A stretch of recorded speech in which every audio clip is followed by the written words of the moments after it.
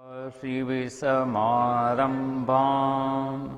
शङ्कराचार्यमध्यमाम् अस्मदाचार्यपर्यन्तां वन्दे गुरुपरम्परां वन्दे गुरुपरम्पराम् वासुदेवेन्द्रयोगीन्द्रं नत्वा ज्ञानप्रदं गुरुं मुमुक्षूणां हितार्थाय तत्त्वबोधो विधीयते।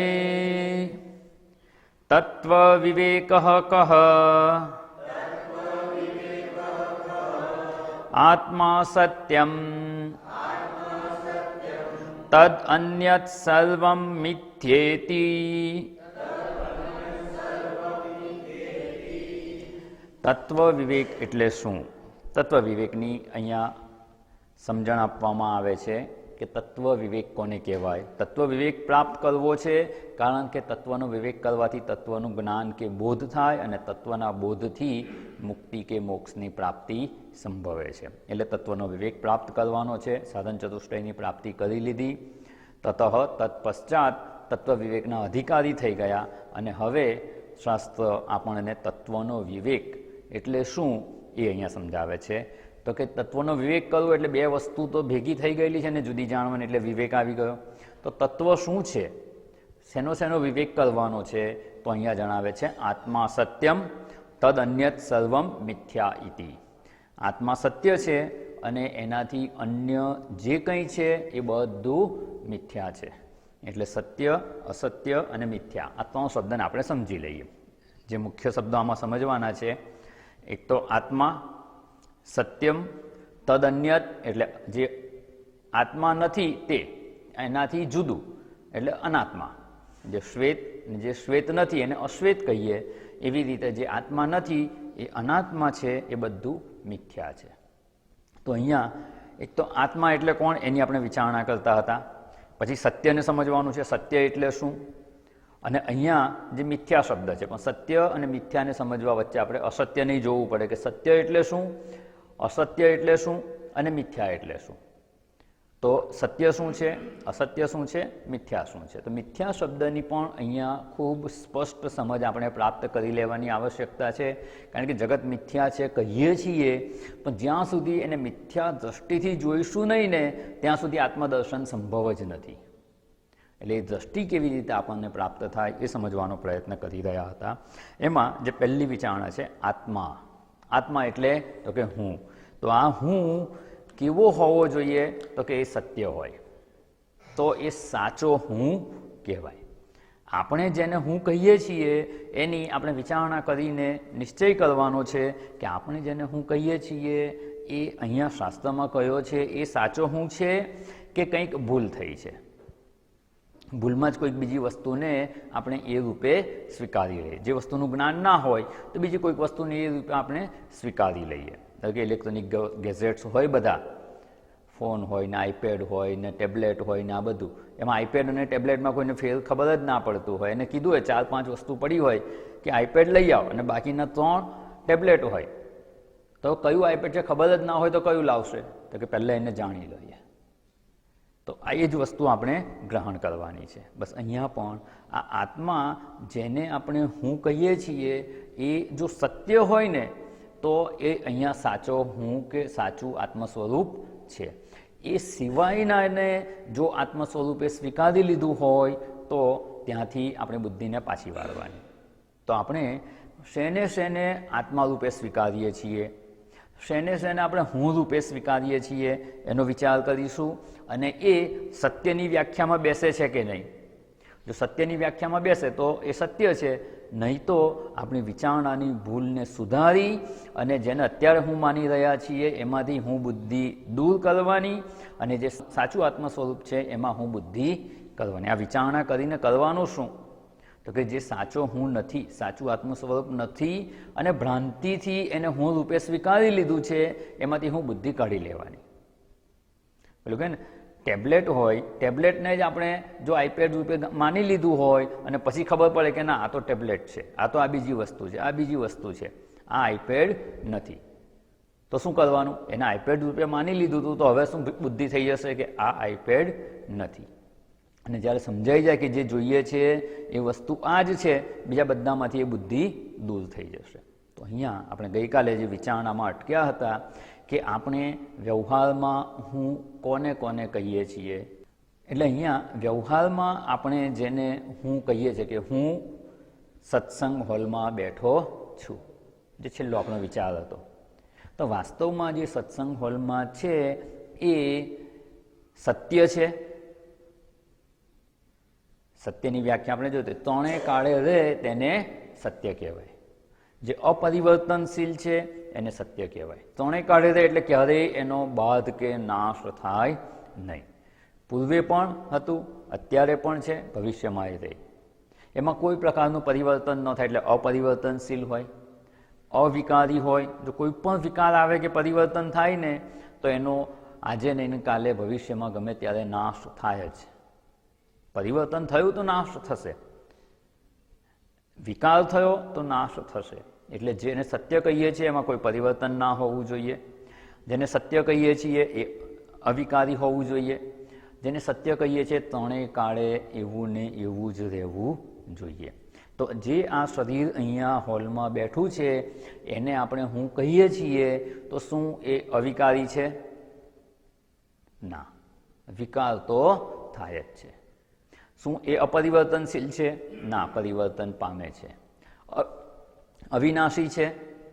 ના, એનો નાશ થવાનો. અજન્મા છે? તો કે ના, જન્મ થયો છે. અને જન્મ થયો છે એટલે જન્મ પૂર્વે હતું? જેનો જન્મ થયો એટલે એક ક્ષણે એનો પ્રારંભ થયો, તો જ્યારે પ્રારંભ થયો તો એ પૂર્વે એનું અસ્તિત્વ નહોતું. તો પૂર્વે નહોતું, અત્યારે જણાય છે અને ભવિષ્યમાં રહેવાનું નથી, તો એ સત્ય ના હોય. સત્ય ત્રણેય કાળે રહેવાવાળું હોય, અપરિવર્તનશીલ હોય, અવિકારી હોય. તો એવું જેને વ્યવહારમાં આ શરીરને હું કહીએ છીએ એ આત્મ સ્વરૂપ નથી, એટલે સાચો હું નથી. થોડાક સમય માટે માત્ર જાગ્રત અવસ્થામાં આપણે એને હું માનીને વ્યવહાર કરીએ છીએ. સ્વપ્નમાં આ શરીરને હું નથી માનતા. આ એક જીવનકાળ દરમિયાન પણ માત્ર જાગ્રત અવસ્થામાં જ આ શરીરને હું માનીએ છીએ, સ્વપ્નકાળે અને સુષુપ્તિમાં માનતા નથી. તો ક્યારેક ક્યારેક માનતા હોઈએ તો શું એ સત્ય હોય? ના, તો એ સત્ય નથી. એટલે આપણે જે આત્મ તરીકે ગ્રહણ કરેલું છે ને એમાંથી આત્મબુદ્ધિ દૂર કરવાની, તો સાચા આત્મ સ્વરૂપનો નિશ્ચય થશે. પછી આપણે આંખ દ્વારા કંઈક જોઈએ છીએ ત્યારે શું કહીએ છીએ કે હું આ જોઉં છું, ત્યારે ચક્ષુ ઇન્દ્રિયને હું માની લઈએ છીએ. એટલે જે રીતે શરીરને હું માનીએ છીએ એવો ને એવો જ વ્યવહાર ઇન્દ્રિયોને હું માની અને કરીએ છીએ. હવે જ્યારે જ્યારે આવો વ્યવહાર કરતા હોઈએ ને ત્યારે આ વિચારણાને ઉપયોગમાં લાવવાની. આ સમજ તો છે જ, આ જ્ઞાન છે જ આપણી પાસે, નથી એવું ને, આ કંઈ નવી વસ્તુ નથી. પણ જે જ્ઞાન છે એને વ્યવહારમાં ઉપયોગમાં લાવીએ ને એને ટેકનોલોજી કહેવાય. જે પૂર્વે મેં દ્રષ્ટાંત આપેલું કે ઇલેક્ટ્રિસિટી હોય, આર્મેચર અને રોટર હોય, એમાં ઇલેક્ટ્રિસિટી પસાર થાય, મેગ્નેટિક ફિલ્ડ જનરેટ થાય અને ફરે. આ પ્રિન્સિપલ છે, આ સાયન્સ છે, આ જ્ઞાન છે. પણ જ્યારે આ વિજ્ઞાનને એપ્લાય કરી અને પંખો બનાવવામાં આવે અને પંખામાં પાંખો લગાવે અને આખો પંખો બની ગયો અને જ્યારે એની નીચે બેસી અને ચાલુ કરી અને જે ઠંડી હવા આવે એને શું કહેવાય? એ ટેકનોલોજી થઈ. વિજ્ઞાનને વ્યવહારમાં ઉપયોગમાં લાવીએ. તો શાસ્ત્રનું જે જ્ઞાન છે ને, માત્ર જ્ઞાન રહે એટલું જરૂરી નથી, એને વ્યવહારમાં લાવવાનું. જ્યારે જ્યારે જે પરિસ્થિતિ ઉત્પન્ન થાય ને ત્યારે આપણે શાસ્ત્રની સમજને જો ઉપયોગમાં લાવીશું ને તો એ આપણને મદદરૂપ થશે. નહીં તો માત્ર 1 કલાક સત્સંગ કરીએ કે કંઈક અધ્યયન કરીએ ત્યારે બધું સમજાય અને વ્યવહારમાં જેવા છીએ તેવાને તેવા જ, એમાં કોઈ ફેર ના પડે. વ્યવહાર કાળે પણ જ્યારે જ્યારે જે કંઈ વ્યવહાર કરીએ ને ત્યારે આ સમજને ઉપયોગમાં લેવાનો પ્રયત્ન કરવાનો. કે જ્યારે કોઈને કહેતા હોય કે હું જઉં છું, એટલે શરીર ચાલીને જાય છે, હું ચાલું છું, તો પાદેન્દ્રિયનું કર્મ છે ચાલવાનું. ભલે વ્યવહારમાં બોલીએ ખરા, પણ આપણી સમજ સ્પષ્ટ હોવી જોઈએ કે આ કર્મેન્દ્રિયનું કાર્ય છે, પાદેન્દ્રિય એ કર્મેન્દ્રિય છે, અને કર્મેન્દ્રિય ચાલે છે, અને હું જો સાચું કર્મેન્દ્રિય જ હું છું અને હું ચાલું છું એવું માનીએ તો એ આપણી ખોટી વિચારણા છે. એ સાચો હું નથી. ભલે આપણે વ્યવહાર કરતા હોય પણ આપણની સમજમાં સ્પષ્ટતા હોવી જોઈએ કે શરીર એ સાચો હું નથી, હું શરીર નથી. ભલે શરીર વ્યવહાર કરે, વ્યવહાર કાર્ય બોલીએ પણ ખરા, પણ આપણી સમજ સ્પષ્ટ હોવી જોઈએ. એવી જ રીતે ઇન્દ્રિયોને હું માનીને વ્યવહાર કરીએ છીએ. 10 ઇન્દ્રિયોને, 5 કર્મેન્દ્રિયો અને 5 જ્ઞાનેન્દ્રિયો. કંઈક જોઈએ ત્યારે હું જોઉં છું, હું સાંભળું છું, હું સ્પર્શ કરું છું, હું આ ગંધ ગ્રહણ કરું છું, હું આ સ્વાદ લઉં છું, હું ચાલું છું, હું આ હાથથી ગ્રહણ કરું છું. જ્યાં જ્યાં હું શબ્દ વાપરીએ છીએ એ ગુજરાતીમાં હું છે એટલે એ જ સંસ્કૃતમાં આત્મા શબ્દ છે. એટલે હું કહીએ કે આત્મા કહીએ એટલે આપણે એને આત્મા રૂપે જ સ્વીકારી લીધું છે.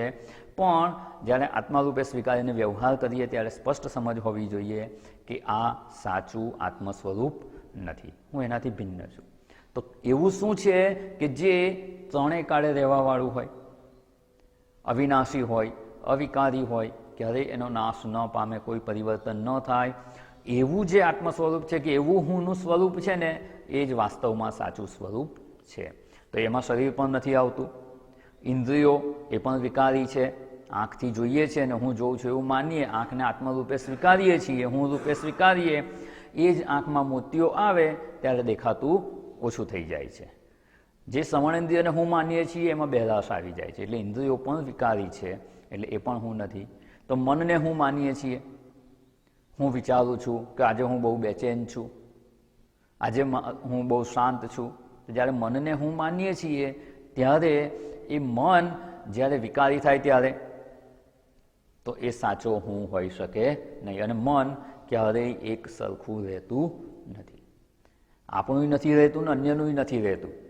જે લોકોમાં આપણે સુખ જોયું હોય કે આપણા સગાવાલા છે, મને બહુ પ્રેમથી રાખે છે, મારા પ્રત્યે બહુ ભાવ છે, તો એ લોકોનું મન ક્યારે બદલાઈ જશે અને જે આજે સુખરૂપ છે એ કાલે દુઃખરૂપ થઈ જશે એ ખબર નથી.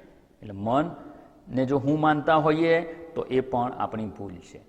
એટલે આત્મ સ્વરૂપ શું છે એનો આપણે નિર્ણય કરીએ. જે આત્મા રૂપે સ્વીકારેલું છે પણ જો એ પરિવર્તનશીલ છે, સત્યની વ્યાખ્યામાં ન આવતું હોય તો એમાંથી આત્મભાવને દૂર કરવાનો પ્રયત્ન કરવાનો. બુદ્ધિ પણ પરિવર્તનશીલ છે. પહેલાં નહોતું આવડતું, હવે આવડી ગયું એટલે શું થયું? બુદ્ધિમાં પરિવર્તન થયું. તો જે પરિવર્તનશીલ છે એ હું હોઈ શકું નહીં. તો જે શુદ્ધ આત્મ સ્વરૂપ છે, સતચિત આનંદ સ્વરૂપ છે, આપણી અંદર ચૈતન્ય રૂપે જે રહેલા છે, અંતરાત્મા રૂપે રહેલા છે, હૃદ્દેશે અર્જુન તિષ્ઠતી એવું જે ભગવદ્ ગીતામાં ભગવાને કહ્યું, અને મમૈવ અંશો જીવ લોકે, એ જ ઈશ્વરનો અંશ આપણી અંદર છે. એ જે શુદ્ધ ચૈતન્ય છે ને એમાં કયું પરિવર્તન થાય? એ સત સ્વરૂપ છે, એ અસત થાય ના. ચૈતન્ય સ્વરૂપ છે તો એ જળ થઈ શકે ના. આનંદ સ્વરૂપ છે, શું એ દુઃખરૂપ થઈ શકે ના. એનો જન્મ થયો છે તો કે ના. એનો અંત પણ આવી શકે એમ નથી. ત્રણેય કાળે જેવું છે એવું ને એવું જ રહેવાવાળું છે. એ આત્મ સ્વરૂપ છે ને એ આપણું સાચું હુંનું સ્વરૂપ છે. અને એ કેવું છે તો કે સત્ય છે. એટલે સત્યની વ્યાખ્યા જોઈ જો કે સત્ય, સત, અસત અને મિથ્યા. તો આ સતની વ્યાખ્યામાં જે આવે એ જ સાચું હું છે. એ સિવાયના જે કંઈ છે જેને હું માનેલા છે એનામાંથી હું ભાવને દૂર કરવાનો પ્રયત્ન કરવાનો. આપણું કર્તવ્ય શું છે? આપણે કરવાનું શું છે? આ સમજ પ્રાપ્ત કરી અને કરવાનું શું? તો કે જ્યારે કોઈ પણ પ્રકારનું વ્યવહાર કરીએ ત્યારે જો આમાંથી બીજા કશામાં પણ હું ભાવ થતો હોય ને તો એને સમજપૂર્વક દૂર કરવાનો પ્રયત્ન કરવાનો. આપણી સમજમાં સ્પષ્ટતા રાખવાની અને વારંવારના અભ્યાસથી આ સંભવ છે. કે હું જઉં છું જ્યારે બોલીએ ત્યારે ખબર હોય કે આ શરીર જઈ રહ્યું છે એ સાચો હું નથી, શરીર જઈ રહ્યું છે. તો અહીંયા આત્મા સત્યમ, જે સત્ય છે એવો હું, એને આત્મા કહેવામાં આવે છે. તો એક તો સતની વ્યાખ્યા થઈ ગઈ. તો અસત કોને કહેવાય? જે ત્રણેય કાળે રહે છે એને સત કહેવામાં આવ્યું. તો જે એક પણ કાળે ન હોય, ત્રણેય કાળે જેનો અભાવ હોય એને શું કહેવાય? એને અસત કહેવાય. અહીંયા ત્રણ સંભાવના થાય છે. એક તો ત્રણેય કાળે છે એવું ને એવું રહે છે તો સત, જે એક પણ કાળે નથી જણાતું એને અસત કહેવામાં આવે. અસતના દ્રષ્ટાંત કયા ખબર છે? ખ પુષ્પ, ખમ એટલે આકાશ, વંધ્યાપુત્ર, આ બધા. મૃગજળ નહીં, મૃગજળ મિથ્યા છે. મૃગજળ જણાય છે એ જુદી વિચારણા આખી જણાવે છે. એમાં સસલાના શિંગડા જે ક્યારેય નથી, પહેલાંય નહોતા, અત્યારેય નથી અને પછી પણ નથી રહેવાના. આકાશમાં પુષ્પ, આકાશમાં પુષ્પ હોય જ ના શકે, તો એને અહીંયા અસત કહેવામાં આવે છે. તો આ બીજું બધું જે છે તદ અન્યત સર્વમ, જે આપણે વ્યવહાર કરી રહ્યા છીએ એ જગત દેહાદિ, અહંકારાદિ દેહાંતાન જે પૂર્વે આપણે જોઈ ગયા હતા, જે આપણા અંદર અહંકારથી લઈ અને દેહ પર્યંત અને બાહ્ય જગત, આ બધું જ શું એ સત છે ખરું? ના, સત નથી. તો અસત છે? ના. તો હવે ત્રીજી સંભાવના થાય છે. એ આપણા શાસ્ત્રની વિશેષતા છે. બીજા કોઈ શાસ્ત્રોમાં આપણા સનાતન ધર્મ સિવાય આ મિથ્યાનો કોન્સેપ્ટ નથી. સત છે, આ અસત આપણે જોયું, પણ કોઈક વસ્તુ એવી પણ છે કે જે ત્રણેય કાળે રહેવાવાળી તો નથી અને એકદમ અભાવ હોય એવું પણ નથી, પણ વચ્ચે વચ્ચે જણાય છે, એક કાળે અનુભવાય છે, જણાય છે. ના જણાતું હોય તો અસત કહી દઈએ. જણાય છે એટલે અસત નથી, કાયમ રહેવાવાળું નથી એટલે સત નથી, એટલે સત પણ નથી, અસત પણ નથી, છતાં વચ્ચે વચ્ચે જણાય છે, તો એને આપણા શાસ્ત્રોમાં મિથ્યા કહેવામાં આવે છે.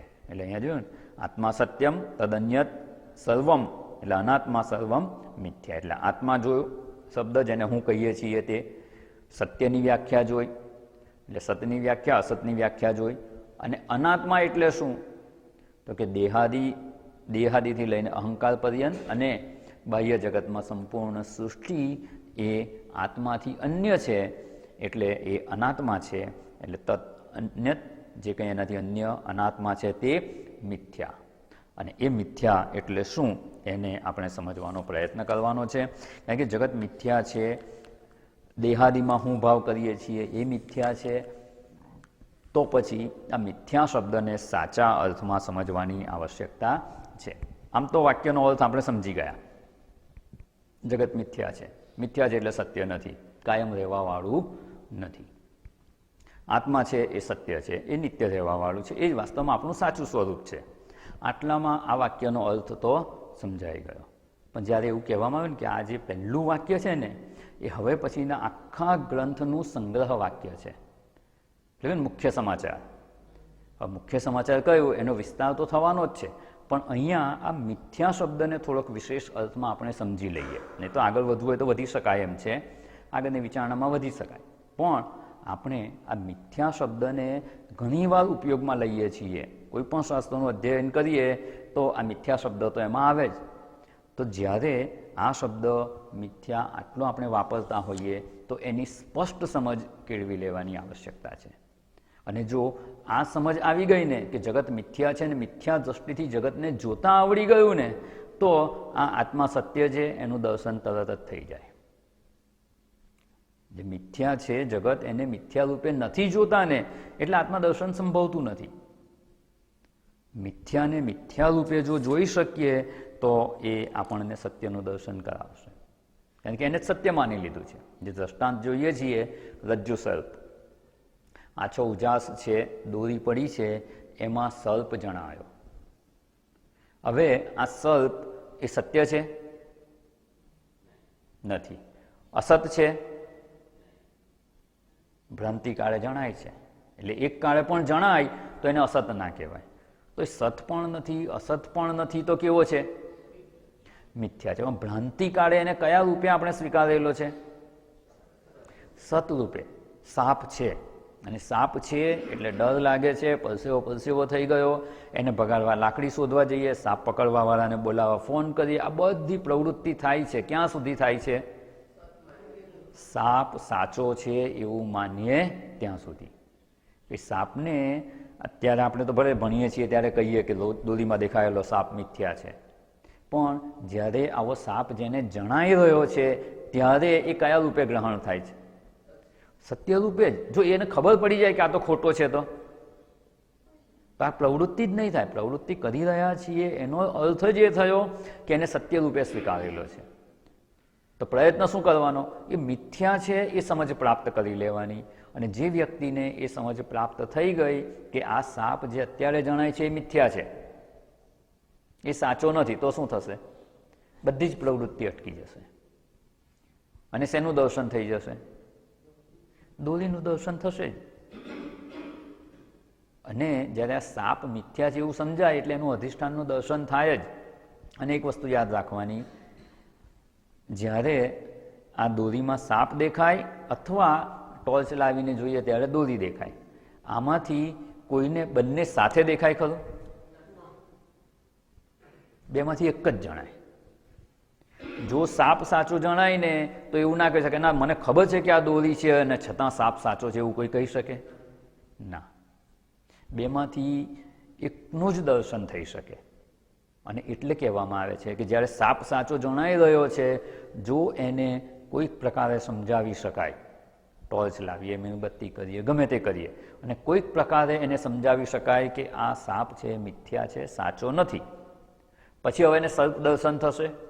એટલે સાપનું સત્ય રૂપે દર્શન થશે. હવે શું દર્શન થશે એને? દોરી જ જણાશે. કાં રજ્જુ સર્પ સાચો જણાય અથવા દોરી સત્ય રૂપે જણાય, બંને એક સાથે જણાશે નહીં.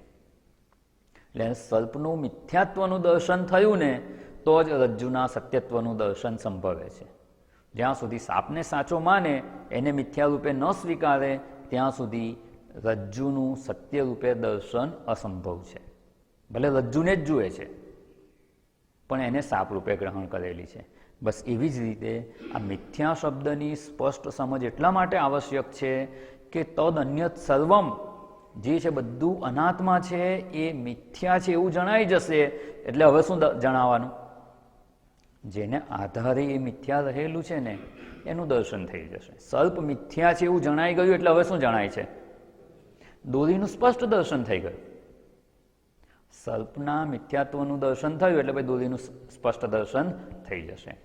જો આ સંપૂર્ણ જગત તદ અન્યત સર્વમ અનાત્મા એ મિથ્યા છે એવું જણાઈ ગયું તો હવે એ જ રૂપે શું જણાશે? હવે પૂર્વે જે જગત સત્ય જણાતું હતું એ હવે શું થઈ ગયું? હવે એ સત્ય રૂપે છે. આ મિથ્યા થઈ ગયું એટલે એનું સત્ય અસ્તિત્વ તો એનો બાધ થઈ ગયો.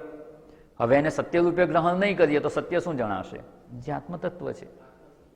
જે આત્મતત્વ સત્ય સ્વરૂપ છે, જે દ્રષ્ટાંતમાં જોયું કે દોરી જ સત્ય છે, જેવું દોરીનું દર્શન થશે પછી સર્પ જણાશે જ નહીં. એટલે સર્પનું મિથ્યાત્વ જણાઈ ગયું. બંને સાથે જ થાય છે પ્રક્રિયા.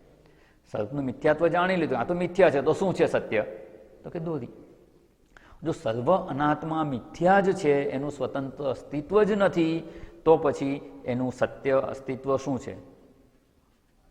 આત્મતત્વ. એ આત્મદર્શન થઈ શકે. પણ ક્યારે? આ જગતનું મિથ્યાત્વ સમજવું પડે. મિથ્યાત્વની સાચી સમજ પ્રાપ્ત કરવાની આવશ્યકતા છે. કેમ કે પહેલાં દોરી દેખાય પછી સાપ દૂર થાય? કે ના, ત્યાં સુધી તો સાપ સત્ય છે ને ત્યાં સુધી તો એનો ભય લાગવાનો જ, એનાથી મુક્ત થઈ શકાય એમ નથી. એટલે અહીંયા પહેલાં આપણે જે અનાત્મા છે ને એને આપણે જોઈ લીધું. આત્મા શું છે? તો કે સતચિત આનંદ સ્વરૂપ છે, એ જ આત્મા સત્ય છે. આત્મા સત્યમ. તદ અન્ય એનાથી જુદું છે ને એ આત્મા નથી. જો એનાથી અન્યમાં આત્મબુદ્ધિ થતી હોય કે સત્ય બુદ્ધિ થતી હોય તો એને દૂર કરવાનો પ્રયત્ન કરવાનો. અને એ વિચારણા આપણે જોઈ કે અજ્ઞાનકાળે જેને જેને હું માની લીધા હતા એમાં વિચારણા કરતાં સ્પષ્ટ સમજાય છે કે એ સત્યની વ્યાખ્યામાં આવતું નથી. એટલે એમાં હું ભાવ છે એ સાચો નથી. તો સાચું તો આત્મ સ્વરૂપ જે સતચિત આનંદ સ્વરૂપ છે એ જ છે. એ જ ત્રણે કાળે રહેવાવાળું છે, એ જ અપરિવર્તનશીલ છે, એ જ અવિકારી તત્વ છે અને એ જ સત્ય છે. એટલે શરીર, ઇન્દ્રિયો, મન, બુદ્ધિ જ્યાં જ્યાં હું ભાવ થતો હોય અથવા સત્ય લાગતું હોય તો એનો વિચારણા કરી અને આમ કહે કે બે ખોખા મૂકી દેવાના, બે ખોખા રાખવાના. જે શું રૂપે સ્વીકારતા એની ચકાસણી કરવાની કે ખરેખર એ સત્ય છે. ના હોય તો મિથ્યાના ખાનામાં મૂકી દેવાનું. તો બાકી તદન્યત સર્વમ મિથ્યાના ખાનામાં જશે અને જે આત્મતત્વ છે એ જ સત્ય બચે છે. એટલે અહીંયા આપણે જેમ કહીએ ને આજે બે ખાના બને, આત્મા સત્યમ, અનાત્મા મિથ્યા. તો જે સત્ય છે એ કેવું છે તો કે ત્રણે કાળે રહેવાવાળું છે. બીજું સ્વતંત્ર સત્તા છે, એ કોઈના આધારે નથી. રજ્જુમાં દેખાયેલો સર્પ એટલે રજ્જુ સર્પ એ દોરી વગર અસ્તિત્વમાં હોઈ શકે નહીં. આછા અજવાળામાં કોઈકે જોયું કે અહીંયા સાપ છે, કોઈક આવીને દોરી લઈ ગયું, સાપને ત્યાં કશું નથી કરતું. શું કરે છે? દોરી લઈ લીધી. હવે સાપ જણાશે? ના. તો સાપનું અસ્તિત્વ શેના આધારે હતું? દોરીના આધારે હતું. પણ દોરી એ સાપના આધારે હતી? એ સ્વતંત્ર અસ્તિત્વ છે. એટલે દોરીની સત્તા જે છે એ સ્વતંત્ર સત્તા છે, સ્વતંત્ર અસ્તિત્વ છે, એ અવિકારી છે, અવિનાશી છે. અને જે એનાથી ભિન્ન અનાત્મા છે એ કેવું છે તો કે મિથ્યા છે. મિથ્યા છે એટલે શું? એક કાળે જણાય છે. અસતનું લખ્યું નથી અહીંયા, કારણ કે એની કંઈ જરૂર નથી. આપણો વિષય આમાં શબ્દ સમજવાનો છે મિથ્યા. અસત એટલે ત્રણે કાળે ન રહેવાવાળું હોય, એટલું જ એની વ્યાખ્યામાં આવી ગયું. જ્યારે જે ત્રણે કાળે રહેવાવાળું પણ નથી અને ત્રણે કાળે ન હોય એવું પણ નથી, કોઈક એક કાળે જણાય છે. એક કાળે એટલે કંઈ એક ક્ષણ માત્ર જ નહીં, પણ એક સમય એટલે વર્તમાનમાં જણાય છે. પૂર્વે ભૂતકાળમાં એ મે બી એ નજીકનો ભૂતકાળ હોય કે દૂરનો ભૂતકાળ હોય, કોઈક કાળે પણ જો એ ન રહેવું હોય કે ન હોય અને પછી અસ્તિત્વમાં આવ્યું હોય, બસ એવી જ રીતે ભવિષ્યમાં પણ નજીકના ભવિષ્યમાં કે દૂરના ભવિષ્યમાં એનો અભાવ થવાનો હોય તો એ એનું અનસ્તિત્વ થાય છે અને એ એક જ કાળે છે એવું કહેવાય. તો એક જ કાળે જણાય. એ પરતંત્ર સત્તા છે, સ્વતંત્ર રીતે એનું અસ્તિત્વ હોતું નથી. અને અસ્તિત્વમાં જણાયને તોય સમજી લેવાનું કે એનું અસ્તિત્વ કેવું છે તો કે ઉછીનું અસ્તિત્વ લીધું છે. સાપ જ્યારે જણાય છે ત્યારે એ સત્ય રૂપે એને જો સ્વીકારેલો છે ભ્રાંતિ કાળે, તો એનું અસ્તિત્વ શેને આધારે છે? ક્યાંથી ઉછીનું લીધું એણે? દોરીમાંથી. એ સાપની લંબાઈ એણે ક્યાંથી લીધી? દોરીમાંથી. જેટલી દોરી છે એટલો જ લાંબો સાપ હોય. દોરીમાં ભ્રાંતિથી સાપ જણાયો અને દોરી 5 ફૂટની હોય તો 10 ફૂટનો સાપ જણાય? ના જણાય. એ દોરીનું વજન, એ સાપનું વજન કેટલું? તો કે જેટલું દોરીનું જણાતું હોય એટલું જ. એની લંબાઈ કેટલી? તો કે જેટલી દોરીની છે એટલી જ. એની જાડાઈ કેટલી? જેટલી દોરીની છે એટલી જ. એટલે બધું એને લીધું છે ક્યાંથી? ઉછીનું, દોરી પાસેથી. એટલે દોરી પર આધારિત છે, સ્વતંત્ર સત્તા નથી. એનું અસ્તિત્વ ઉછીનું લીધેલું છે, પણ વ્યવહાર્ય છે. વ્યવહાર્ય પણ છે અને ઉપયોગી પણ છે. સાપમાં કહીએ તો ઉપયોગી ના કહેવાય, પણ જે રીતે છીપલીમાં દેખાતી ચાંદી, તો ચાંદી ઉપયોગી છે એવું તો લાગે છે ને. અહીંયા આપણે જે બીજા દ્રષ્ટાંત જોઈશું એમાં આ બંને વિચારણા સ્પષ્ટ થઈ જશે કે મિથ્યા છે ને, વાસ્તવમાં તો જે મિથ્યા છે એનો જ ઉપયોગ છે, સત્યનો કોઈ ઉપયોગ નથી. સત્યનો કોઈ ઉપયોગ જ નથી. અને એને પ્રતીક રૂપે સમજાવવા માટે મહાભારતના યુદ્ધ વખતનું દ્રષ્ટાંત યાદ રાખવાનું. અર્જુન અને દુર્યોધન બંને કૃષ્ણ ભગવાનની મદદ માંગવા ગયા. કૃષ્ણ ભગવાને શું કહ્યું? 2 વિકલ્પ આપે છે કે એક બાજુ હું છું અને બીજી બાજુ મારી સેના છે. મારી સેના યુદ્ધ કરશે, બધું જ કરશે, હું યુદ્ધમાં ભાગ લઈશ નહીં, શસ્ત્ર પણ ઉપાડીશ નહીં. એટલે કોઈ ઉપયોગી ખરા? યુદ્ધમાં જવાનું હોય અને શસ્ત્ર જ ના ઉપાડે તો શું ઉપયોગ એમનો? બસ એવું જ છે. જે સત્ય છે ને એનો કોઈ ઉપયોગ નથી. આપણે દ્રષ્ટાંત જોઈશું એમાં સ્પષ્ટતા થઈ જશે. સત્યનો ઉપયોગ નથી, જે મિથ્યા છે એનો જ ઉપયોગ છે. જ્યારે સામાન્ય રીતે ભ્રાંતિ એવી છે કે આ તો ઉપયોગી છે એટલે સત્ય છે, વાસ્તવમાં ઉપયોગી છે ને એટલે જ મિથ્યા છે. વ્યવહાર્ય છે, ઉપયોગી છે એટલે જ મિથ્યા છે. અને આપણે એવું માનીએ છીએ કે આના પર તો વ્યવહાર થાય છે, આ તો ઉપયોગી છે એટલે સત્ય છે. વાસ્તવમાં સત્યનો ઉપયોગય ના હોય અને વ્યવહારય ના થાય.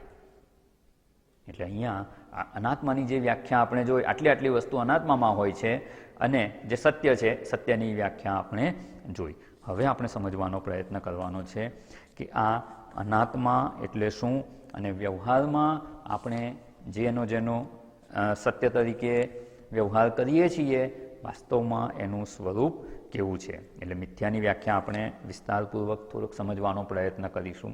ભલે થોડોક સમય જશે, પણ જો આ સ્પષ્ટતા હશે ને તો આખી એક દ્રષ્ટિ બદલાઈ જશે.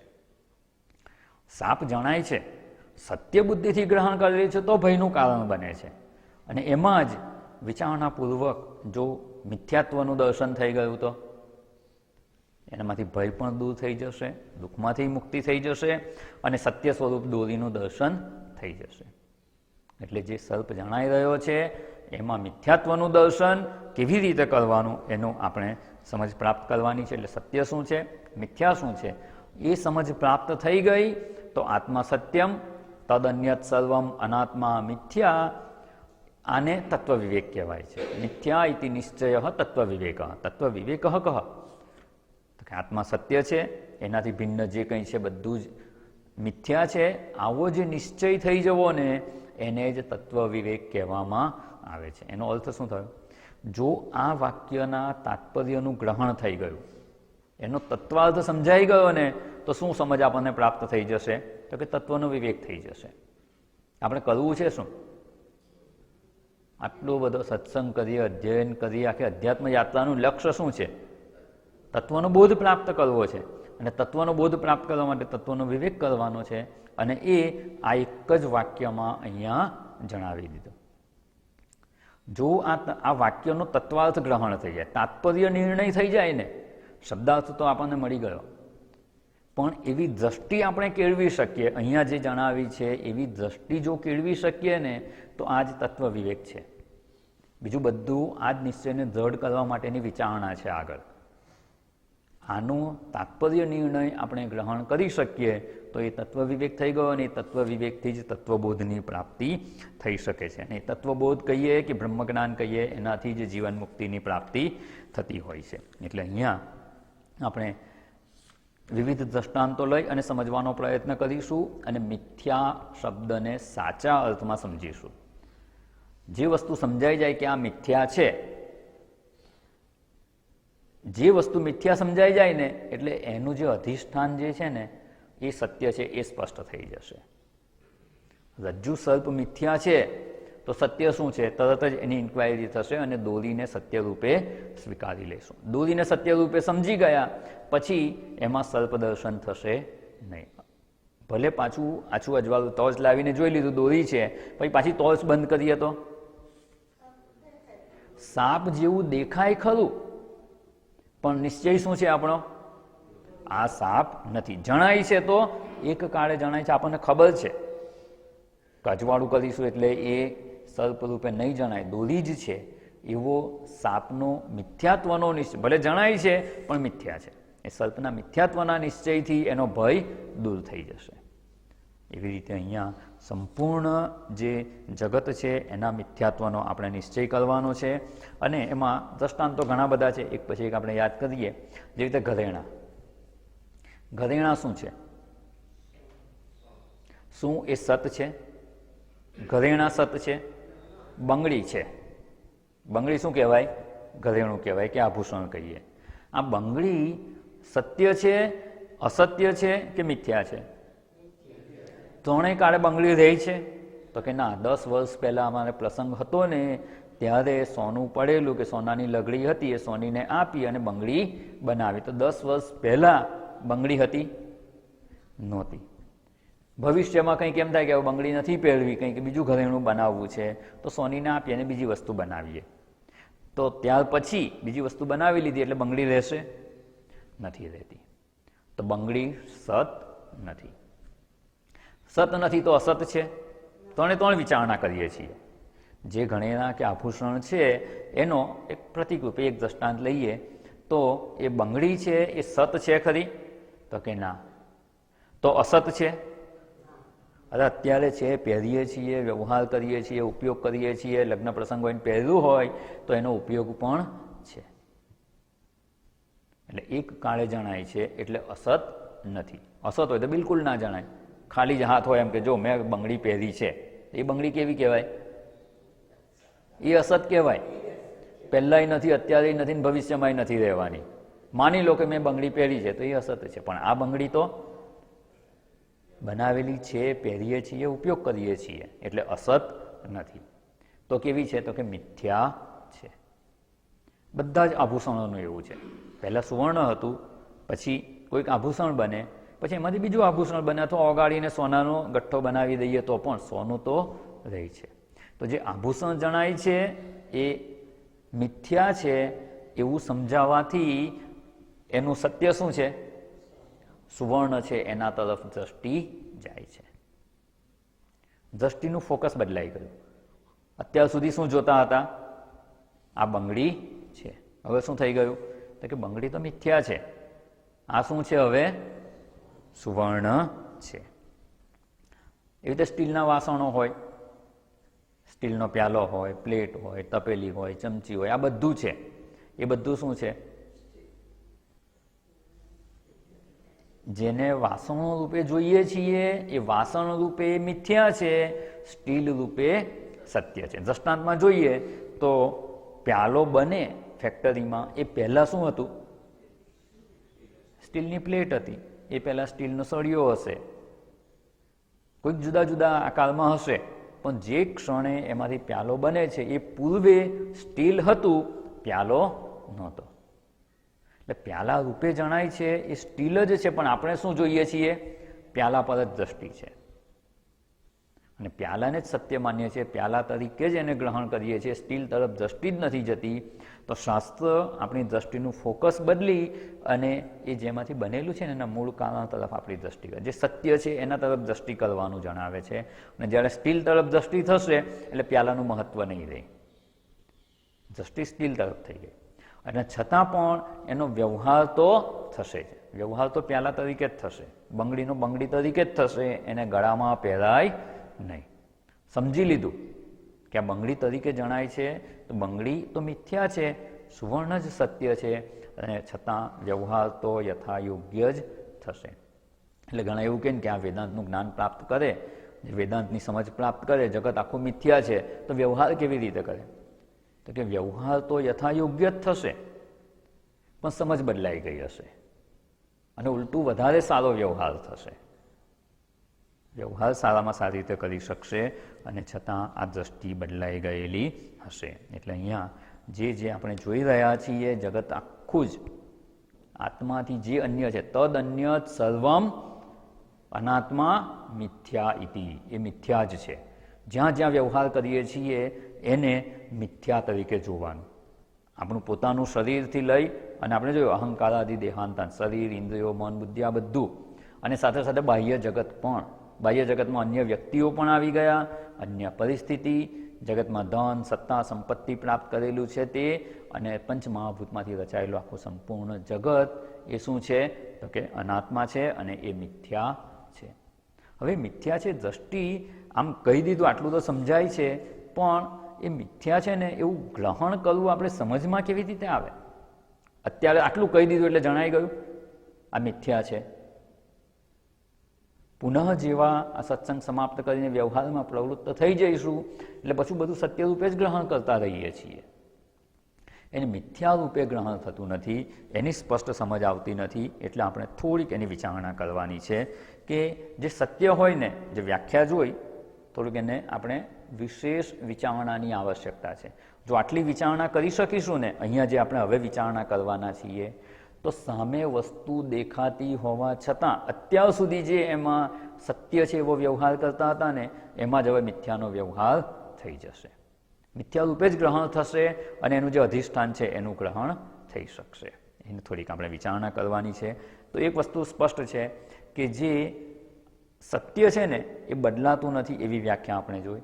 જે પરિવર્તનશીલ છે એ મિથ્યા છે, એક કાળે જણાય છે એ મિથ્યા છે. અને બીજું એક જે જોયું આમાં કે એની સ્વતંત્ર સત્તા કે અસ્તિત્વ છે સત્યનું, અને જે મિથ્યા છે એનું ઉછીનું અસ્તિત્વ છે કે પરતંત્ર સત્તા છે. અને એટલે જ એવું કહેવાય કે જે સત્ય છે એ એવું ને એવું જ રહે છે, અને જે મિથ્યા છે એની ઉપર આરોપિત છે. એટલે મિથ્યા હોય કે ન હોય, સત્ય તો રહે જ છે. કોઈને રજ્જુમાં સર્પ જણાય કે ન જણાય, રજ્જુને કોઈ ફેર પડે ખરો? રજ્જુમાં કોઈ ફેર પડતો નથી. એટલે કહેવાય કે સર્પનું અસ્તિત્વ, જે રજ્જુમાં જણાતો રજ્જુ સર્પ છે એનું અસ્તિત્વ રજ્જુ પર આધારિત છે, રજ્જુનું અસ્તિત્વ સર્પ પર આધારિત નથી. સર્પ જણાય કે ન જણાય, રજ્જુ તો એમને એમ જ છે. તો અહીંયા થોડીક આપણે આ જે બે વસ્તુ જે છે ને, સત્ય અને મિથ્યા, બે થઈને વસ્તુ, એમાંથી અસત, અસત તો છે જ નહીં. પેલાથી જુદું પાડવા માટે કહેવામાં આવે છે, અસત જેવું તો કંઈ છે જ નહીં. મિથ્યાને આપણે એટલા માટે કન્સિડર કરવી પડે છે, અસતનું તો ખપુષ્પ શું કરવાનું, એને કોઈ વ્યવહાર પણ નથી એમાં. મિથ્યાની વિચારણા એટલા માટે છે કે વ્યવહાર્ય બને છે, ઉપયોગી બને છે અને પોતે સત્ય છે એવો ભાસ ઊભો કરે છે. એમાં સત્ય બુદ્ધિ કરાવે છે અને એમાં સત્ય બુદ્ધિ થાય છે એટલે જે મૂળ સત્ય છે એ જણાતું નથી. આપણો પ્રશ્ન ત્યાં છે, જે મૂળ સત્ય આત્મતત્વ છે એનું ગ્રહણ નથી થતું એ પ્રશ્ન છે. અને જે મિથ્યા તરીકે છે એ પોતાનું સત્ય અસ્તિત્વ સાબિત કરી નાખે છે, એ સત્ય રૂપે જણાય છે, આપણે એને સત્ય રૂપે ગ્રહણ કરીએ છીએ અને એ જ આપણા દુઃખનું કારણ બને છે. જો દુઃખનું કારણ ના બનતું હોય ને તોય આપણને કંઈ વાંધો નથી. મિથ્યા સત્ય રૂપે જણાય છે અને સત્ય રૂપે જણાય છે એટલે નિત્ય રહેશે એવું થાય, એટલે એના દ્વારા જે કંઈ આપણને સુખ મળવાનું છે એ નિત્ય છે. અને જ્યારે એ પોતાનું મિથ્યાત્વ પ્રગટ કરી દે, મિથ્યાત્વ અર્થાત કે એ નિત્ય ન રહે, ત્યારે એમાં સુખ માનેલું એ સુખ જતું રહે, અથવા સુખની ઈચ્છાથી એને ગ્રહણ કરવાનો પ્રયત્ન કરેલો એ સુખ ન મળે એટલે દુઃખી થઈએ છીએ.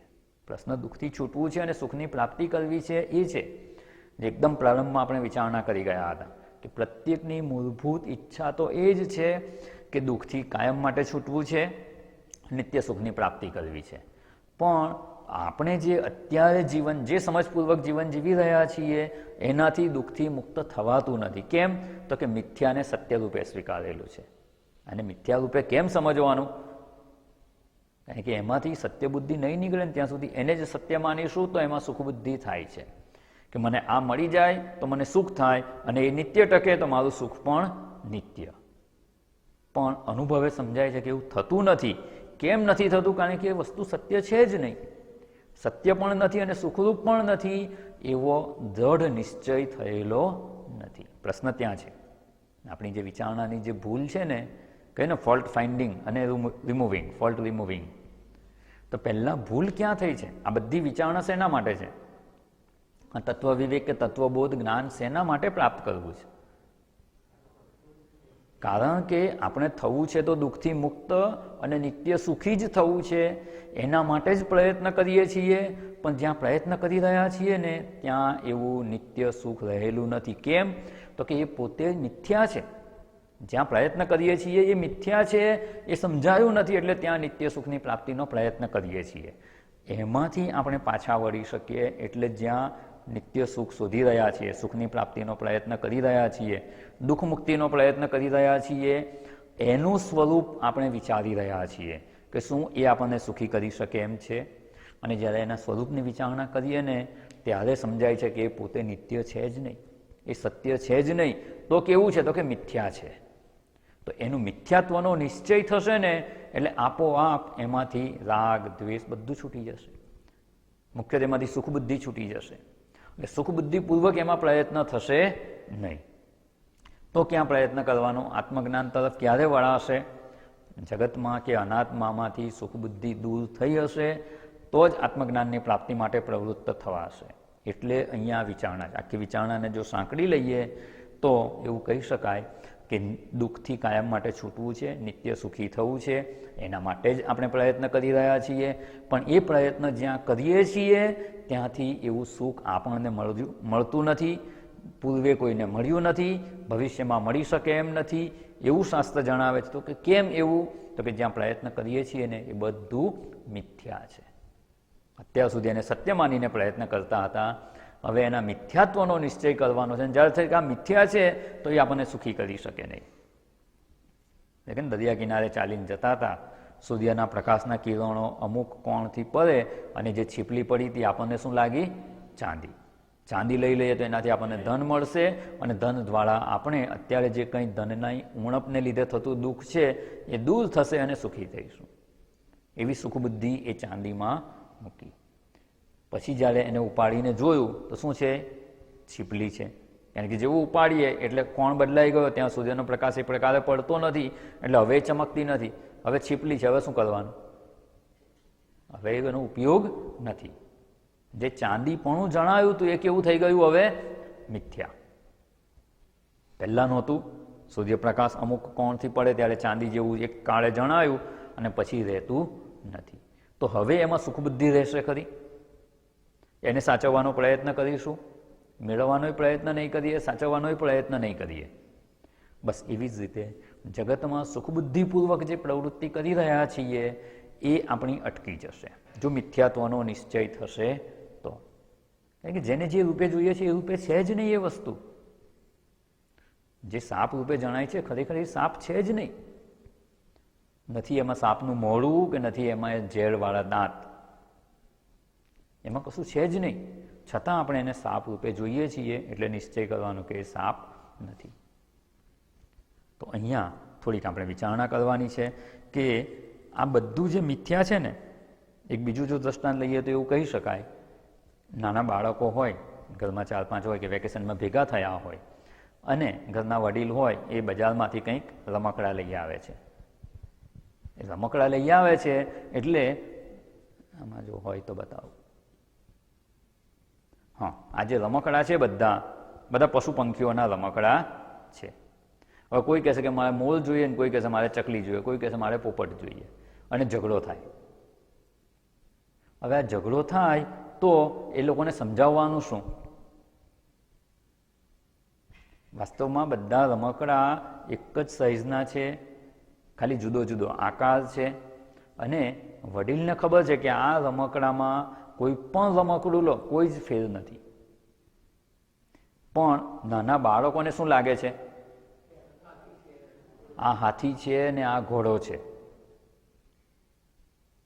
તો હવે આ જે રમકડા તમને અહીંયા જે દેખાય છે સ્ક્રીન પર, એની ઉપર ખાલી એક જ વાક્ય લખી દઉં તો શું લખેલું છે? હવે આમાંથી કોઈ પણ રમકડું આપે શું મળે? ખાંડ જ મળે. અને ધારો કે બધા એક જ સાઇઝના હોય એટલે એક જ સરખું વજન હોય, ધારો કે 25-25 ગ્રામનું એક રમકડું હોય તો કેટલી ખાંડ આવે દરેકને ભાગે? હાથી લે તો હોય, ઘોડો લે કે સિંહ લે, શું આવે? પછી ઉંદર હોય અને હાથી હોય, કંઈ ફેર ખરો? ના. પણ એ રમકડાને જ સત્ય માની લે તો શું થાય? ઝઘડો થાય કે મને ઉંદર આપ્યો, મારે તો હાથી જોઈએ છે. પણ જેને ખબર છે કે આ બધા રમકડા ખાંડના જ છે તો એને કોઈ ઝઘડો થાય ખરો? ના. એના માટે હવે રમકડા રહેતા જ નથી. એની દ્રષ્ટિ ક્યાં થઈ ગઈ? ખાંડમાં. અને બધા છોકરાઓને કહી દે કે તમારી પાસે જે રમકડા છે ને ગમે તે હોય, તમે ખાશો એટલે તમને 25 ગ્રામ ખાંડ જ મળશે. હવે શું થયું? હવે રમકડા પરથી દ્રષ્ટિ હટી ગઈ, દ્રષ્ટિ થઈ ગઈ ખાંડ પર. પછી ગમે તે રમકડું હોય ને, રમકડાનું પછી મહત્વ રહેતું નથી જો દ્રષ્ટિ ખાંડ પર ગઈ તો. પણ ખાંડ છે એ ન સમજાયું ત્યાં સુધી આ રમકડામાં જ દ્રષ્ટિ રહેશે અને ઝઘડો રહેવાનો. તો આ ઝઘડો ક્યારે સમાપ્ત થાય? રમકડાનું તત્વ સમજાયું હોય તો. એવું કહી શકાય ને, રમકડાનું તત્વ શું છે? ખાંડ. રમકડાનું તત્વ જેને સમજાઈ ગયું છે એને કોઈ ઝઘડો નથી. પણ રમકડાનું તત્વ નથી સમજાયું તો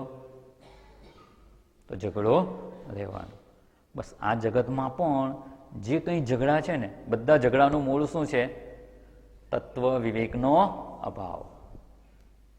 જો જગત મિથ્યા જ છે, ધન સત્તા સંપત્તિ મિથ્યા છે, શરીર વગેરેનું જે સામર્થ્ય છે કે મર્યાદા છે એ પણ મિથ્યા છે, શરીર ઇન્દ્રિયો મન બુદ્ધિ આ બધું અનાત્મામાં આવી ગયું અને મિથ્યા છે, તો કોઈની પાસે કંઈક વધારે હોય કે ઓછું હોય એ ઝઘડાનું નિમિત્ત બને જ નહીં. એટલે બાહ્ય ઝઘડાની વાત તો છોડો, આપણા મનમાં પણ કોઈ પ્રકારના કોન્ફ્લિક્ટ રહેતા નથી, કોઈ પ્રકારની મૂંઝવણ રહેતી નથી જો જગતનું તત્વ સમજાઈ ગયું તો. એટલે જે અનાત્મા છે એનું મિથ્યાત્વ સમજાઈ જાય ને તો આત્મતત્વ તરફ દ્રષ્ટિ થશે, અને એનું મિથ્યાત્વ સમજાઈ જાય પછી એ થોડું વધારે હોય કે ઓછું હોય એ આપણા માટે દુઃખનું કારણ બનશે નહીં. એટલે જગત જે દુઃખનું કારણ બની રહ્યું છે ને એ દુઃખનું કારણ બનશે જ નહીં, કોઈ ઝઘડા રહેશે જ નહીં જો તત્વનો વિવેક કે તત્વનો બોધ પ્રાપ્ત થઈ ગયો હોય તો. એટલે અહીંયા મિથ્યાત્વ સમજાવવાથી ફાયદો શું થશે? આ મિથ્યાત્વ સમજાઈ ગયું તો હાથીનું રમકડું છે એમાં રાગ થશે કે ઉંદરનું રમકડું છે એમાં દ્વેષ થશે? કંઈ જ નહીં થાય. નહીં તો એમ થશે કે મને ઉંદર આપ્યો ને પેલાને હાથી આપ્યો, પેલાની પાસે તો આ છે ને મારી પાસે તો આ છે. આ બધી જ મૂંઝવણ અને દુઃખ ક્યાં સુધી છે? રમકડાનું તત્વ નથી સમજાયું ત્યાં સુધી.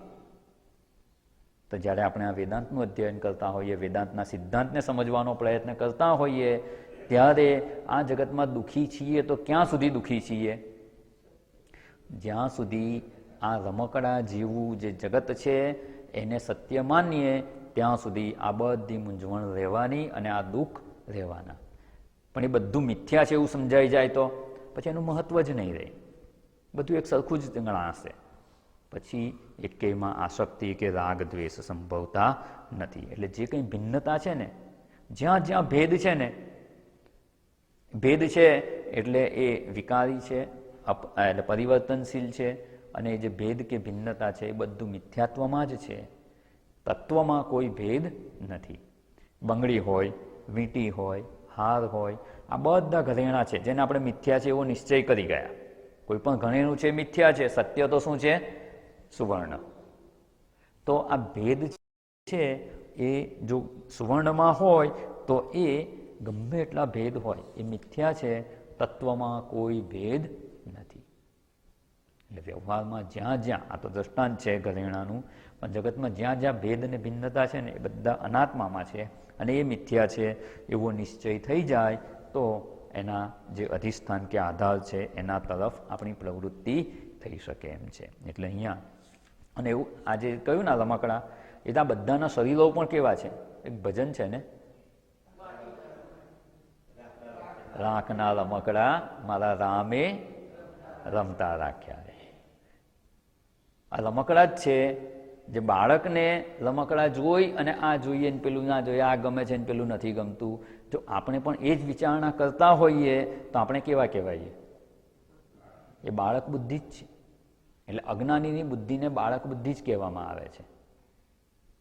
જેને તત્વનું જ્ઞાન નથી એવી બુદ્ધિને બાળક બુદ્ધિ જ શાસ્ત્ર તો કહે છે.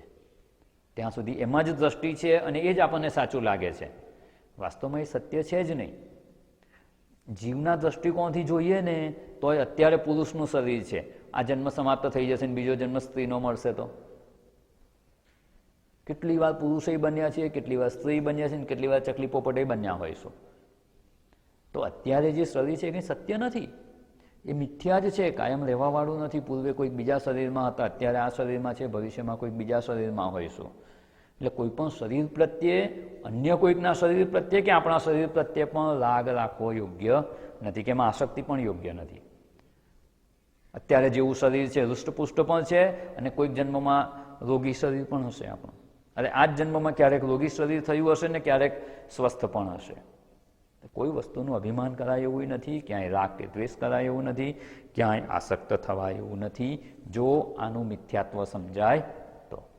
મિથ્યાત્વ નથી સમજાયું તો ચોક્કસ બાળકોને થાય એવું થાય કે મને આ રમકડું જોઈએ ને પેલું ના જોઈએ, અને એના માટે ઝઘડો પણ થાય. એટલે આ બધા ઝઘડા આપણે વ્યવહારમાં જે જોઈએ છે બધી જ ઝઘડા અર્થાત કે મનની મૂંઝવણ, મનમાં જે કંઈ કોન્ફ્લિક્ટ છે એની જ વાત છે. બાહ્ય ઝઘડાનો અહીંયા સંદર્ભ નથી. આપણે આ જોઈએ, આ ના જોઈએ, આવી ઈચ્છાઓનું વૈવિધ્ય છે બધું, અને એમાં આસક્તિ, રાગ, દ્વેષ આ બધું છે. ક્યાં સુધી છે? જ્યાં સુધી એને સત્ય માનીએ છીએ ત્યાં સુધી. જેવું એનું મિથ્યાત્વ જણાઈ જાય એટલે એ આપણા માટે દુઃખનું કારણ બનતું નથી. અને પરિવર્તનશીલ છે. પૂર્વે બીજા શરીરો હતા, અત્યારે પણ આ શરીર છે ને વિજ્ઞાન પણ સ્વીકારે છે કે આ શરીર એવું ને એવું રહેતું નથી, ક્ષણે ક્ષણે બદલાઈ જાય છે. ક્ષણે ક્ષણે કેટલાય શરીરના સેલ્સ બદલાતા હોય છે. એટલે પૂર્વે જોયું તો 2 દિવસ પહેલાંય જોયું હોય ને એવું અત્યારે નથી હોતું. પણ એને શું કહેવાય, એમ શાસ્ત્રની ભાષામાં કહીએ ને તો પ્રવાહ નિત્યત્વ કહેવાય. નદીમાં પાણી છે, નિત્ય વહે છે ને, પણ આજે તમે જે પાણીમાં સ્નાન કર્યું, કાલે એ જ પાણીમાં સ્નાન કરી શકો? બસ એવું આ પ્રવાહ નિત્યત્વ છે. બાકી શરીર પણ બદલાતું જ રહે છે, અને જે બદલાતું રહે છે એ સત્ય હોઈ શકે નહીં. એક વ્યક્તિનું ધારો કે આમ 80 વર્ષ થયા, એટલે ઉજવતા હોય છે ને ઘણા, અશીતિ કરીને 80 વર્ષ થયા. હવે 80 વર્ષ ઉજવે એટલે આજકાલ છોકરાઓને એવું થાય કે અત્યાર સુધીના દાદાના જેટલા ફોટા હતા ને, નાનપણથી લઈને અત્યાર સુધીના બધા ફોટાનું એક આલ્બમ બનાવે. હવે અત્યારે જેવા દાદા દેખાતા હોય એના નાનપણના ફોટા જોઈએ તો ખબર પડે ખરો કે એમનો ફોટો છે. કેટલાય જુદા જુદા વેશ હોય, જુદી જુદી અવસ્થાના જુદા જુદા ફોટા હોય, આ બધા છે, પણ છે કોના? એક જ વ્યક્તિના છે, પણ બધા ફોટા જુદા જુદા છે. એનો અર્થ કે શરીર બદલાતું જ રહે છે, ક્ષણે ક્ષણે બદલાઈ રહ્યું છે. અને એવું પરિવર્તનશીલ શરીર છે તો એ કેવું થયું? પરિવર્તનશીલ હોય એ શું કહેવાય? મિથ્યા. જો સત્ય હોય અને એવા શરીરને હું માનીએ છીએ, જે મિથ્યા છે એને હું માનીએ તો એ આપણી ભ્રાંતિ જ છે, અને એ ભ્રાંતિથી મુક્ત થવા માટે અહીંયા વિચારણા કરવાની છે. એટલે અહીંયા જે મિથ્યા છે ને, મિથ્યાત્વનો નિશ્ચય આપણે ખૂબ કહીએ ને કે સમજદારીપૂર્વક કરવાની આવશ્યકતા છે. મિથ્યાત્વનો નિશ્ચય કરવો જરૂરી છે, એ તો આપણે સમજી ગયા. હવે આ મિથ્યા જણાય છે ખરું? વિચાર કરજો, પ્રયત્ન કરજો કે જગતમાં આખો દિવસ તમે જે કંઈ વ્યવહાર કરો એમાં મિથ્યા શું છે? મિથ્યા એટલે કેવું જણાય છે? શું આટલી વિચારણાથી આ કોન્સેપ્ટ ક્લિયર થઈ ગયો? મિથ્યા જણાય છે? આ પુસ્તક છે, સત્ય છે કે મિથ્યા છે? વિચારણા કરીને સમજવાનો પ્રયત્ન કરજો. આજનો સમય થઈ ગયો છે.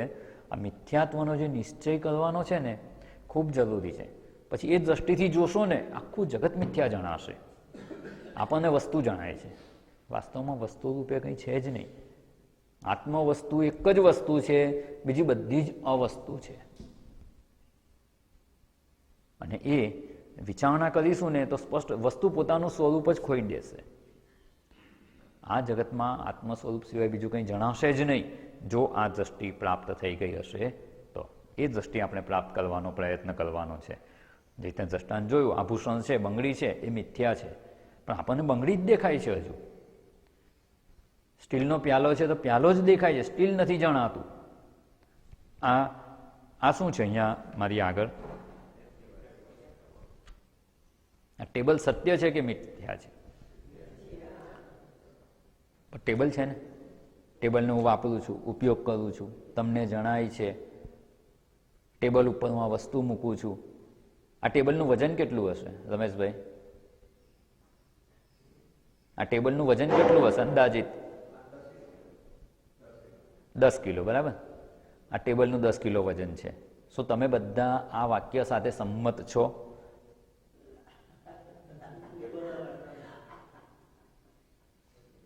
આ ટેબલ ઉપર હું આ મારું પુસ્તક અને વજન મૂકી શકું છું. આ બધી વસ્તુ ક્યાં મૂકી છે? ટેબલ પર. શું આ વાક્ય સત્ય છે? આ ટેબલને હું સ્પર્શ કરું છું, તો હું ટેબલને સ્પર્શ કરું છું એ વાક્ય હું બોલું છું, એમાં કેટલા લોકો સંમત છે? શું ટેબલ પર વજન મૂકી શકાય અથવા ટેબલનું વજન છે? વિચાર કરજો. આપણે બીજા ક્લાસમાં મળીએ આવતા સોમવારે. ત્યાં સુધીમાં તમે આ વિચાર કરો, ટેબલ છે શું? ટેબલનો ઉપયોગ કરીએ છીએ, વ્યવહાર કરીએ છીએ, ટેબલ ઉપર આપણે વસ્તુઓ મૂકીએ છીએ, ટેબલનું પોતાનું વજન છે અને ટેબલ પોતે વજન લઈ શકે છે. ટેબલની ઉપર 100 કિલોનો માણસ બેસી જાય તો કંઈ ના થાય. મજબૂત છે ને રમેશભાઈ? તો આ ટેબલ જે આ વ્યવહાર કરીને આ વાક્ય હું બોલ્યો એ કેટલા સાચા અને કેટલા ખોટા, એની હકીકત શું છે એ તમે આવતા ક્લાસમાં મળીએ ને ત્યાં સુધી વિચાર કરી અને અહીંયા બોર્ડ પર લખજો. એટલે નેક્સ્ટ ક્લાસમાં આપણે એના પર વિચાર કરીશું કે આ ટેબલ જે જણાય છે ટેબલ છે, ટેબલનું વજન છે, ટેબલ પોતે વજન લઈ શકે છે, ટેબલનો સ્પર્શ થઈ શકે છે. જો આ વિચારણાને સમજી શકો કે ટેબલ છે શું, ટેબલનો વિચાર કરો બસ. મિથ્યાત્વનો નિશ્ચય કરવામાં એટલી સ્પષ્ટતા આવી જશે ને કે આ જેવું ટેબલ છે ને એવું આખું જગત છે. જે વ્યવહાર, જે સમજપૂર્વક ટેબલમાં આપણે વ્યવહાર કરીએ છીએ અને એમાં જે સમજ પ્રાપ્ત કરીશું ને એ સમજ આખા જગતમાં આપણે લગાવવાની છે. અને જો આટલું થઈ જશે ને તો તત્વનું જ્ઞાન થઈ જશે, એટલે આવતા ક્લાસમાં થઈ જવાનું. હે, તત્વજ્ઞાન મળી જશે, વેદાંતની દ્રષ્ટિ પ્રાપ્ત થઈ જશે. માત્ર એ જ આપણે પૂર્વે પણ જોઈ ગયા કે આ જ્ઞાન પ્રાપ્ત કરવા કંઈ જન્મો લાગી જ જાય એવું જરૂરી નથી, ક્ષણવારમાં જ થઈ જાય એવું જરૂરી નથી, એવું જન્મો લાગી જ જાય એવું જરૂરી નથી. જો સાચી દિશામાં વિચારણા કરવામાં આવે અને મનની પરિપક્વતા હોય તો ક્ષણ માત્રમાં આ તત્વનું જ્ઞાન થઈ શકે એમ છે. ન થાય એવું નથી, પણ આપણી તત્પરતા ના હોય, પરિપક્વતા ના હોય કે સાચી વિચારણા ના હોય તો ના થાય એવું બની શકે છે. એટલે પરિપક્વતા પ્રાપ્ત થાય પછી તો ક્ષણવારમાં થઈ જાય. તો આપણે એ સમજ પ્રાપ્ત કરવાની છે. જેવી એમાં આપણે આ દ્રષ્ટાંત લઈશું કે આ ટેબલ છે એ વાક્ય પર વિચાર કરો. આ ટેબલ કેવું છે, ટેબલ એટલે શું? જો એનો વિચાર થઈ જશે ને તો ટેબલની જગ્યાએ પછી મૂકી દેવાનું, અનાત્મા એટલે શું. અત્યારે આપણે અહીંયા અટકીએ છીએ, આગળ પુનઃ મળીશું ત્યારે એની વિચારણામાં આગળ વધીશું. ઓમ પૂર્ણમદ પૂર્ણમિદમ પૂર્ણાત પૂર્ણમુદચ્યતે પૂર્ણસ્ય પૂર્ણમાદાય પૂર્ણમેવાવશિષ્યતે. ઓમ શાંતિ શાંતિ શાંતિ. હરિ ઓમ. શ્રી ગુરુભ્યો નમઃ. હરિ ઓમ.